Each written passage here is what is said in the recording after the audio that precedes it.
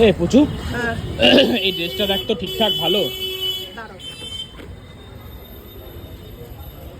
হ্যাঁ ভালো না? হ্যাঁ প্রচুর দাম ওটার। আর এই ড্রেসগুলো এরকমই দাম হয়, এর থেকেও তো বেশি হয় গো। এটা তো মোটে 2500, 5-6 হাজার হয়, এটা তো তাও কম দাম। ভালো তাহলে ড্রেসটা না? হ্যাঁ ভালো ভালো। আমি যে বাড়িতে গিয়ে আজকে কি রান্না হয়েছে? বাড়িতে কেন, তুমি কি খাবে বলো? ওদের খিচুড়ি রাখা আছে মনে হয়। ঠিক আছে, তুমি কি চিকেন খাবে?